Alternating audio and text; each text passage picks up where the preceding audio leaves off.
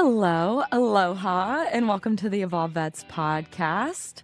I'm Anna. And I'm Bethany. And we're two vet school besties who took our passion for growth and innovation and turned it into a method for the modern vet to thrive. After quickly rising into leadership roles, we dove deep into the world of self-development. Along the way, we saw others dealing with anxiety, perfectionism, imbalance, and burnout. So we took everything we learned and curated it into exactly what we wished we'd had earlier on in our careers, and we're sharing it with you. Together, let's stop revolving and start evolving.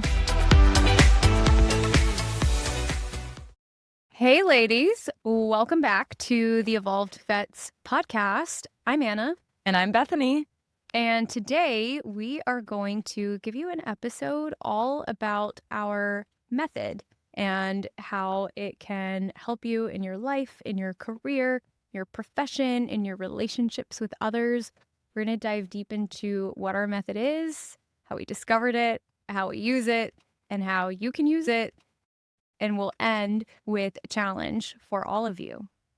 So how did the method come to be? Well, the real answer is we made it up based on many years of experience. We really highlighted this last week at our podcast where we were finding gaps in female leaders that we could really look up to and learn from in the veterinary space. So we kind of had to pave our own way in what it looks like to be an amazing leader as a young veterinarian and really grow so we can now be those mentors for other female veterinarians who really have aspirations of growing and becoming leaders. As we talked about last week, leadership kind of comes with the job, right? Being a veterinarian, you need to be a leader. You have to be able to make decisions, have influence, be inspirational, work with a team. And at the same time, you need to do all of that while being able to make ethical decisions, which sometimes can be hard, but stay rooted in your truth and what feels authentic and unique to you. So as we start to think about how we came up with this method, the answer is a lot of trial and error over many years of working really hard and really investing in one another, investing in our time together, and investing in our personal development. And then what we essentially did is curated what our best practices are as female vets and as leaders in the veterinary space to be focused on three main steps in our method that we want to talk about today. We have a very unique style that works great for us. And so give it a try, see if it works for you. We're not claiming to be the one and only answer for everyone across the world, but since so many people come to us for mentorship, we just thought this would be a really cool way to form a community, have a podcast, be able to share ideas, and be able to get to know each of you a little bit better. So I want to give you a little bit of the backstory of how this came to be. Bethany and I, we have these self-development mindsets. So we have a growth mindset. We always want to be growing and learning in whatever it is. Maybe it's developing ourselves, developing as leaders, developing other people, learning new hobbies. So we're always learning. And for us, there's this spectrum of very technical on-the-job things that we need to learn, very sciencey things. And then there's also very spiritual things that we have come to really love and lean on over time as we developed this method that works for us to grow and have accountability and change every week. We have combined this woo-woo concept with science and came to our method. And so this is after Bethany and I have gone through countless seminars, training courses, therapy, life coaching. What else have we done? Online courses. We've gone to conferences. We've gone to retreats. Yoga. Yes, we do a lot of yoga too. Reading. And so just much. Masterminds group, talking it out with other women, maybe in vet med, maybe not in vet med. But really just having this established place of growth and based on our human design and the things that light us up and make us feel magic, growth and learning are things that we love. We love to innovate. We love to create new things. We get to do that in our veterinary jobs. And now we're getting to do that in the podcast and share our own version of innovation in our veterinary community as well. Our method is 3 steps, and we chose these 3 steps because they seem to encompass all of the pieces that we need. And so it's meditation, which is reflecting on the past, healing your inner child, your past traumas. The second step is elevating, And that's the visualization, that's the manifestation. So visualizing your dreams and how you'll feel when you achieve those dreams. The third piece is integration. And that's our walking meditation, where you're thinking about the action steps you'll take to get to that vision that you had for yourself. Those are our 3 steps: meditation, elevation, integration. We use those actual meditations that we're doing. We're closing our eyes, we are finding some peace and calm, and we're either sitting or maybe we're doing a walking meditation. We're totally focused on what we're doing for those 10, 20 minutes that we're doing these steps. And then meanwhile, I also just want to acknowledge another support system that we use, which is journaling. I've been journaling every single morning. I call it the magical morning routine. And I've been doing this for 6 years now, every single morning. If I don't get to it in the morning, I do it at night, but it's what keeps me sane because I'm on the move, on the road all the time. Whether I have 5 minutes in the morning or 2 hours in the morning, you bet I'm doing my routine. That journal routine, physically writing it out, has been really supportive and helpful to us. So we just want to offer that to you as well, to use a journal. And we'll have future episodes and resources on what the journal prompt is that we actually use. With that, we will do a deep dive into each step and how you can start to apply it in your life now.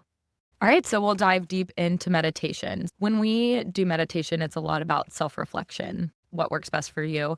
For me, part of meditating is laying down or sitting in a nice cozy chair. I love grabbing a blanket, maybe a hot tea or coffee, and feeling just really incredibly cozy.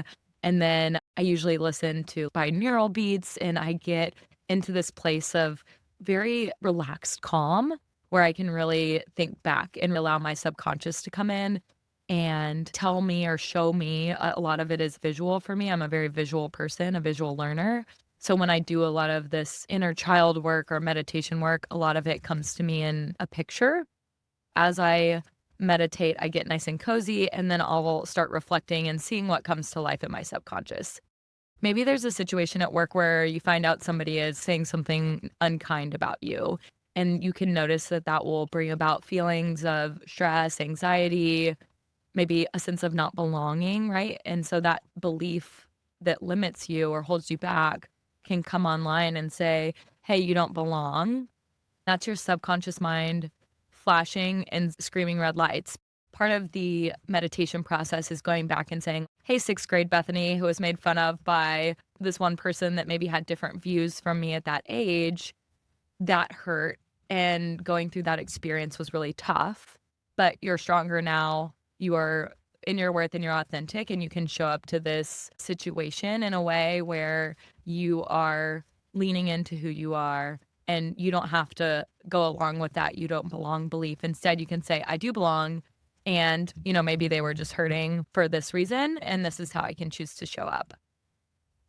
So is there anything you want to add to the meditation section of the method? Yeah, there's a lot of different ways to think about this type of reflection. I actually did a group challenge. It's this program called the Adult Chair, and it was an entire year about healing your inner child. She taught us all about the inner child. It's these formative years, your child and your adolescence. You're learning so much and you're storing these memories in your mind and your body. Throughout the course, you're going back and you're visualizing, oh, okay, that was, Anna that was feeling really insecure in kindergarten because she was in a new place and meeting new friends. You go back and you connect with the inner child and you say, hey, Anna, I'm here for you. And we're going to play out this scenario in a different way that feels better, to where we can go back and honor little Anna versus this more emotional reaction when we're meeting someone new. So it's not bringing up the same feelings. The adult chair was all about being in your child chair, and then you have your adult chair. And so from the adult version of you, you can make a new decision to reparent yourself and to go back, heal your inner child in all of those scenarios that were triggering. And there's some that are at the conscious level, and then there's others that you might not discover until later because they're so subconsciously buried. But I did that program spending a year on healing the inner child, which is really amazing. And it shows that you can empower yourself. Sometimes there's therapy. I've done therapy. Bethany's done therapy. Sometimes you need that too, to work with a professional to go back and heal previous versions of you.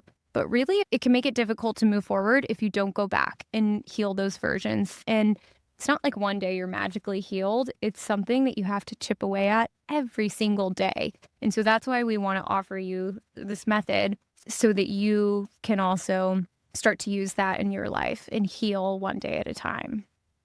Absolutely. And I think to your point, Anna, it's very layered.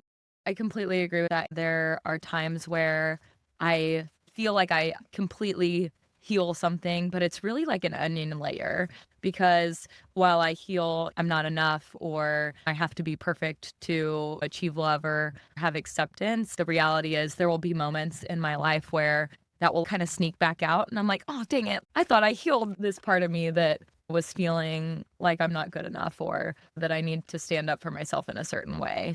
So it's a continual process. I think it's a practice. It's something that we do regularly. We've done regularly for years. And so now it's something that we want to share with you because it's been tremendously helpful in our development as leaders. And doing the internal work is the way that we believe you truly develop as a leader. To Anna's point, you can't move forward until you heal what's happened because every time you move forward, if there's that moment of insecurity or that inner child comes out, if you don't heal that portion of you, it will always overreact. If you don't learn to calm your nervous system, learn to have control and be the person who chooses your response instead of reacting. And so a lot of the work that we do and have learned through many, many, many different avenues, many different courses, many different books over time, this seems to be the process that we've continued to do and continues to work for us. And we hope will help you as well. There's one more resource I want to shout out, which is the book called The Body Keeps a Score. And it's all about how previous traumas, large traumas, small traumas, so many things can be traumas, right? A client yelling at you because they didn't get XYZ care for their pet in their eyes, that's a trauma. That's traumatic. I remember times that maybe my name's been slammed on the internet from a client, or I've maybe had someone yell at me early on in my career because they were panicked, upset, scared. That's traumatic. Little things like that get stored in your body, and the book is all about how it gets stored and how to start to heal from those processes. That's another way to approach meditation and reflection. The next step in our method is elevations. You can think of elevations as visualizations, manifestations. It's how do you want to feel in the future, whether that's tomorrow, today, 10 years in the future, 30 years in the future. What do you want to feel? What do you want to achieve? What are your dreams? And how are you going to feel as you're achieving those things? A good way to think about this, there's amazing videos out there. You can see studies of Olympic athletes who use visualization techniques as they're preparing for their races or their competitions. There's a really famous YouTube video out there of a diver, and she was injured and she was training for the Olympics. She was not able to actually practice because of her injury. So she went to the pool and the diving board every day, and she sat there and she closed her eyes and she visualized herself doing her routine flawlessly. So her mental strength was like, whoa, like all the way up there. She was so tough mentally, right? She just knew what it felt like to succeed in her routine. And she did that over and over and over again. And then at the end of this YouTube video, you can see that she actually made it to the Olympics and she was able to do her routine and she nailed it. And this was a woman who was not able to train regularly physically, right? But that was all with her mind. The power of the mind is real. It's a muscle, just like in your body, that you can strengthen. Getting into this habit of visualization can be really powerful in your life to expand the way that you think, what you see to believe that can be true in your life. And it's really important that you see examples of people breaking barriers or glass ceilings of what you think could be possible. Find people who are doing things that maybe there's an aspect of their life that you want to have in your life. And think about those things, call them in, say, well, if this person could do it, I could do it too.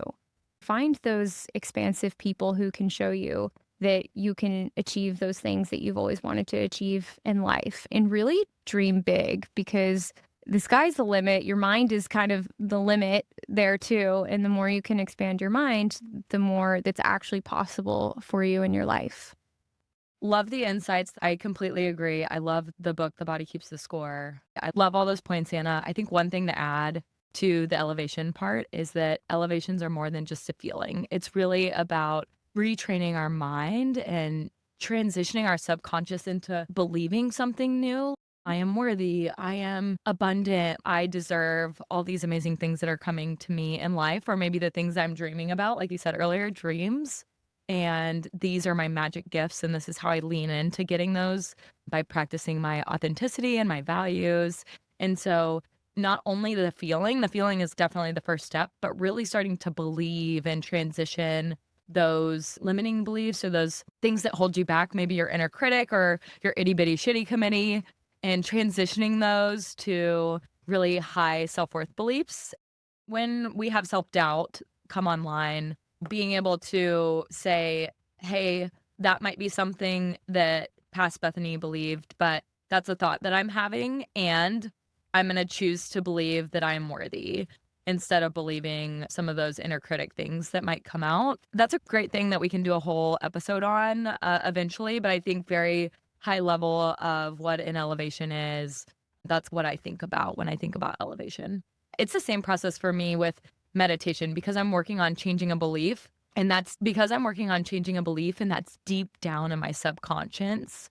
I really want to be in a meditative state. So getting nice and cozy. I usually lay down on my cute little blue couch, or I sit in my little white swivel chairs with my coffee and I stay nice and cozy, because for these, you want to go past your logical mind and go deep into the deep fibers of where your mind is connected and really transition some of those subconscious beliefs.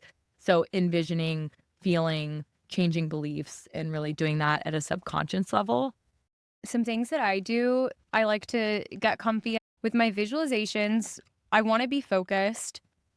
One thing that helps me, because I'm super visual, is I'll actually have pictures in my journal of things that inspire me, and I'll sometimes look at those beforehand and then do my visualization. Also, sometimes like to add in some sounds, some essential oils, smells. All of those things can really heighten your senses and make it feel more real for you. Really make it something special. Carve out that peaceful time for yourself to be able to really get in the zone and give yourself that time that you deserve, that you can really get into deservingness, because that's when you can start to call things in, is when you feel like, okay, this is something that I can do. You really, in your soul, believe it.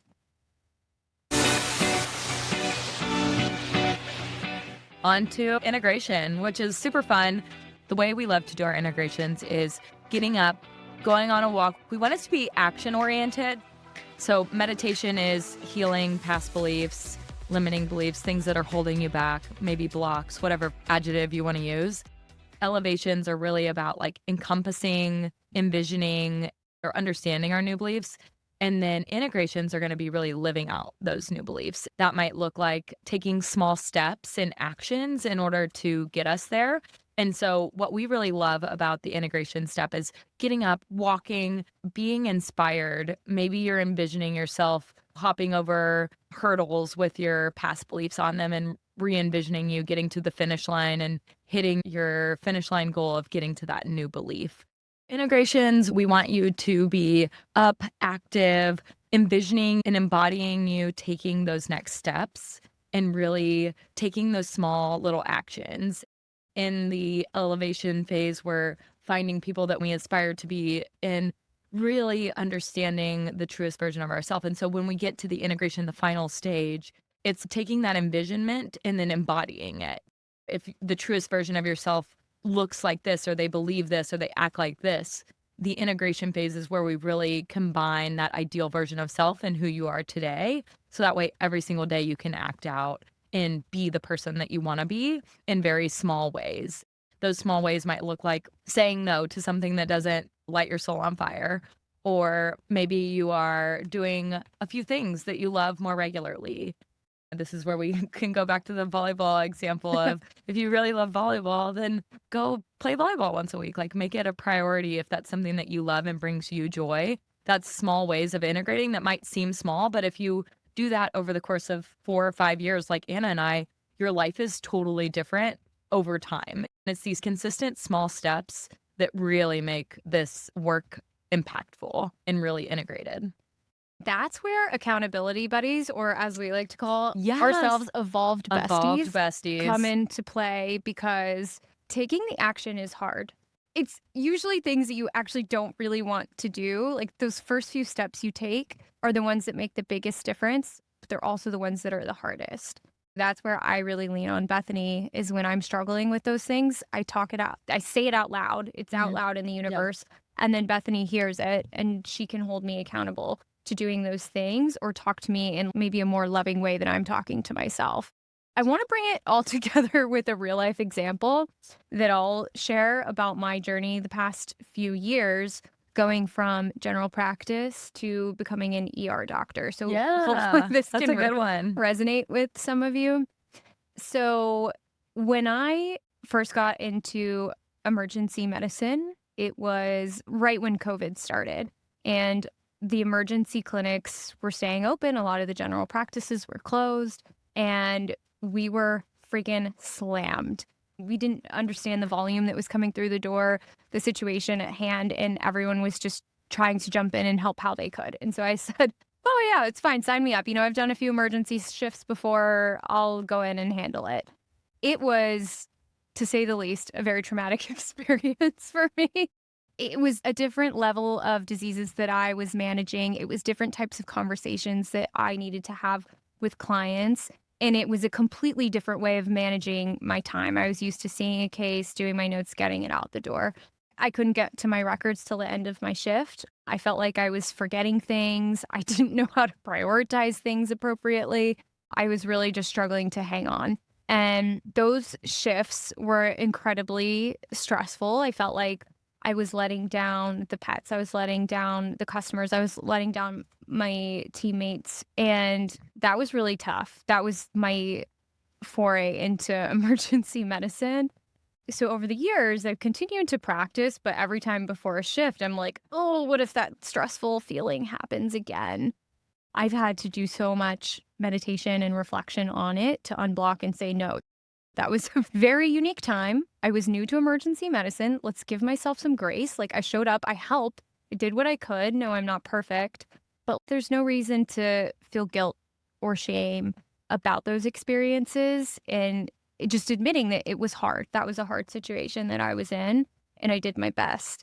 Through meditation, I've been able to kind of process that and have really spent the last few years doing the elevations, meaning visualizing shifts that go well, because the reality is that when I go and I work shifts, I love it. It's great. There are, of course, hard times, but overall, the shifts are actually very pleasant and things go smoothly for the most part. I work with great people. We have amazing customers who come in the door with their pets, and I'm able to do really cool advanced procedures to help them. But there's still a part in my body that cringes and hides and shrinks down before the shifts. And I'm like, oh my God, what if it's bad again? And so I'm still retraining my mind to believe those things. But I look at myself as an expander. I look at other ER doctors as expanders for me, that it's possible to go in and have a great shift and really love it and enjoy all the parts of it. Lastly, the integration. I commit to doing shifts. I commit to showing up to those shifts and doing them over and over again until I've started to retrain my body to know that there's more good days than bad days. And it's really hard. I still will get pre-shift anxiety oftentimes, especially if I go a long stretch without working shifts. And I'm just like, oh, what if the bad thing happens again? I heard this quote recently. It was, stop waiting for the other shoe to drop and start waiting for the other cork to pop. So I'm in the process of retraining my mind, and I think I've made a ton of progress in doing that with our method, but I'm not totally over it yet, but that's life. And so I just wanted to share a real life example with you guys. Thanks for sharing. That's such a good example. I think that goes back to the fact that there are so many layers to this. You can heal it and then, you don't do shifts for a while and then that feeling still comes back and that's okay. But it's, when you look back from 5 years ago to today, there's still that progress that we highlight. So, how do you begin to apply this in your own life? We recommend finding a journal practice, and it could be as simple as writing one thing that you're grateful for that day. If you need a little bit of help or guidance, we do have a freebie that we'd love to share with you. You can use at your leisure and just a process that we love to use when we journal. And you can see if it works for you and give you a place to start. We have a few prompts that you can use to center on the things that mean the most to you. And as Anna said earlier, sometimes it's 3 to 5 minutes a day. It doesn't have to be a lot. It's called the Dreams Journal. We will be able to link that in the show notes. And then the last thing that helps us be supported in this process is each other's accountability buddies. So that's what we'd recommend. Bethany, do you have any tips for finding an accountability buddy? Absolutely. So when you find an accountability buddy or the evolved bestie, as we like to call them, it is so important to find someone that you can feel close with, share intentional and vulnerable things with, and be able to celebrate your wins. I think Simon Sinek has an interview out where he talks about there's so many people you can go to with your problems. Your friend group can be much bigger when it comes to your problems, but the people that you can actually share your celebrations with and they actually be happy for you and enjoy those moments, those people are even closer friends because they don't bring judgment to the relationship and instead they bring support and love and kindness. So that's one of the key things I looked for when I was finding my accountability buddy, and I get that from Anna. So I'm super lucky to have her support and share those moments of accountability like we talked about earlier, all the way to the pitfalls where we're feeling down on ourselves or having a tough week, all the way to those moments where we can really celebrate one another and support each other in the wins. Because if I'm winning, she's winning. We believe that abundance and success is for the many people across the world, and it's what success looks like to you. Absolutely. So we have a call to action for you this week. We have taken our journal prompts that have made us so successful and grounded over the last few years, and we've turned it into a PDF that you can use to guide your journaling, and we call it the Dreams Journal. And it's more than just journaling. It does include some stillness, some reflection time. It includes some activity, movement, exercise, and a lot of juicy stuff in there. So we will link that in the show notes. You can put in your email and then you'll get access to our PDF, the Dreams Journal. So check that out this week and let us know what you think. You can follow along at Evolved Vets, and that's going to be on Instagram. And of course, we'll have our podcast linked everywhere that you can find podcasts. So click that subscribe button, give us a rating, and give us some feedback. And that's all for episode 2. Yeah, that's all for See you on the episode flip 2. side. Flippity flop. Aloha. Aloha. Mahalo.